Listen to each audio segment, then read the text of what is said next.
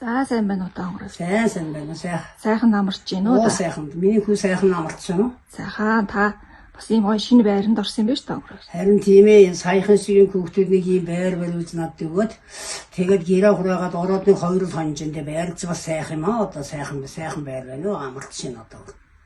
Миний хүү ямар хэрэгээр явна да миний хүү? Би бас нэг ийм соёл түгээе гэдэг нэг аяны хүрээнд бас тантай уртын дууны талаар болсон гэж ярилцах гэж ирлээ. Уурал та. Библи яг энэ тухай яг бодоод байж лээ. Би нэг уртын дууны тухай сургуульд өнөө жилийн уултын билүү гэж бодоод.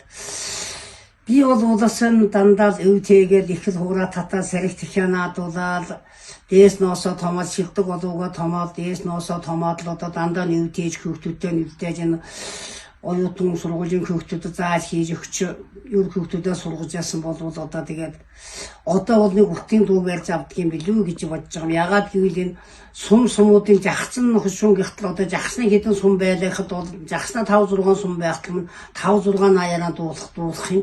Тэгтэр алтаа сумнаа хөөхөд юун сумд очиод тэр дууганд тэр дуулыг ихтер аян нийлэхгүй үгний өөрөлцөө тэгсэн өөрөлцөө байлаа ч гэсэн бас жагчин хэллэгээрээ толгууд хэллэгээрээ юун чихэн хэллэгээр яг сумуудынхаа аятай байгаа юм л да тэр уртын дуунууд маш их онцлогтой. Тэгээд энэ хүүхдүүдэд хойж үйдэн тэр уртын дууг яг тэр төссөн газрын өмнө нутгийн аяар нь одоо зааж сургаж явах нь одоо хамгийн чухал юм уу гэж бодож байгаа юм да.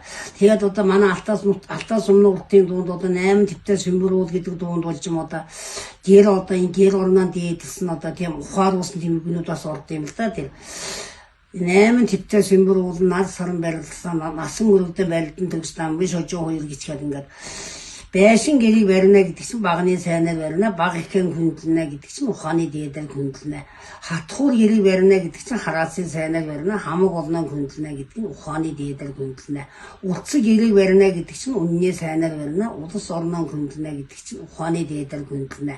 Хавцаахаа гэрийг барина гэдэг чинь хамны сайнаар барина, хань ижлэн хүндлэнэ гэдэг чинь ухааны дээдээр хүндлэнэ гэж манай алтаа нутгийн жагцтууд алтаа сумны жагцтууд үүссэн болж манхан сумны одоо жагцсан юм тамиачин гавьяат ирднэгаа атан тамиагаа наснаа гэдэг чинь аргамжийн сайнаар ачна ард түмнэн хүндлэнэ гэж ухааны дээдэн хүндлэнэ гэж манай дуулдгаа гэж надад хэлж яхахыг бодохдоо сумууд өөр өөрсдийн гэсэн үгтэй сумууд өөр гэсэн аятай байдаг нь одоо яг батлагдаад байгаа юм л да. Тэгэхээр тэр яг жагцсан одоо алтаа сумын төлсөн хүүхдүүдийг яг алтаа сумны дууны аяар үйнчин хүүхдүүд яг үйнчин дууны аяар булгана гүмдэг булгана манхна гүмдэг манхна найсуудаар ингээд яг тус нь тэр аюугаар нь зааж сурах нь одоо маш чухал юм гэж бодож байгаа юм л да.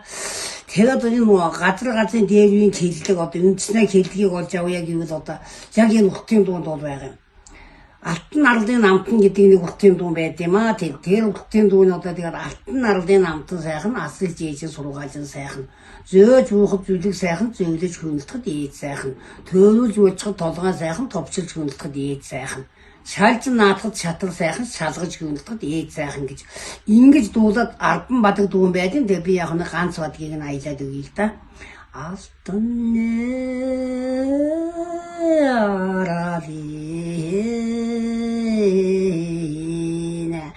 амтэн сайхан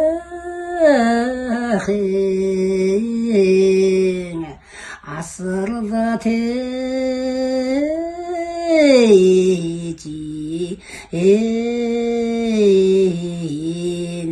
зэрэлгэне сайхан төрүүлжээ мэлжихад толгоаны сайхан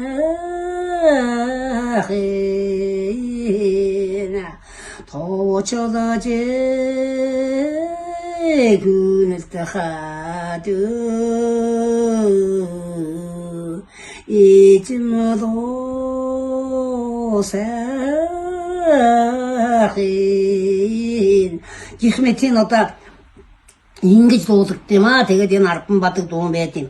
Тэгээд энэ өв соёл энэ уртын дууны энэ ая үгийг бол одоо энэ удам дамжиж үлдэхад нь одоо ирээсээ яг орон нутгийн яг сум орон нутгийн аяар нь одоо хүүхдүүд хойч үедээ сурах нь маш их зайлшгүй хэрэг юм уу гэж боддیں۔ За тэгээд энэ дасрын хэлэхэд одоо тэр гэрийн тухай би нэг ярих гэж бодлоо л да. Энэ Монгол гэр гэдэг юмыг одоо ингээд Монгол гэрийг бол одоо ингээд 3 хувааж барьдаг байхгүй юу энэ? Хатхуур гэр, уртс гэр, хавчаахаа гэр гэж. Тэр тэгээ чээж гэр, дүнд гэр, бөхс гэр гэж бас орно. Тэгээ 3 хуваа. Чээж гэрт нь өмнө тоон 2 орно, дүнд гэрт нь уртс хан 2 орно. Одоо бөхс гэрт нь хан орно. Тэгээ тэр хатхуур гэрт нь одоо тийм найр хөлм одоо баяр цэнгэл дээр үеийн одоо хоснууд одоо нэг хатхуур гэр бариад нэг нь авчаасан төвөгтэй хөлм найрын хийжсэн төвөгтэй цайдлага суулгын хийжсэн төвөгтэй уртс гэрийг болж баг гэрийн доодын юудын журмаар одоо барьж зарим газар зовоодоо гэдэг манад бол уртс гэдэг. Тэгээд хавж байгаа гэрийг болж мэрээсээр хань ижилтэйгээ нүр хөвгтүүдтэйгээ нүүдлийн замд маш урдан барьдаг, маш урдан цуцдаг. Ингээд одоо хуурхан анаараа ингээд тамиагаа оноо дээр нэг туургаа начаад ингээд малаа нотрлоо явуудаг. Туургаар нь ингээд уччихдаг хоёр ханаараа хавчаа тамиагаа хомччихдаг.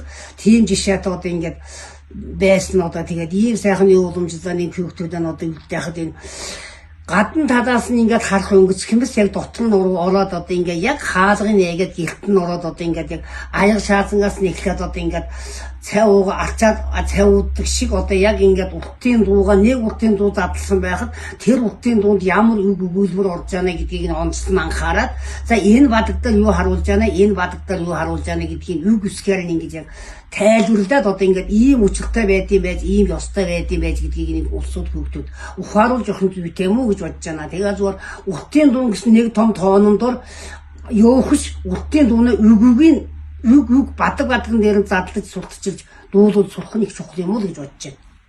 За баярлалаа. Таны бас цаашдын ажил амьдралд нь хамгийн сайн сайхныг хүсье. За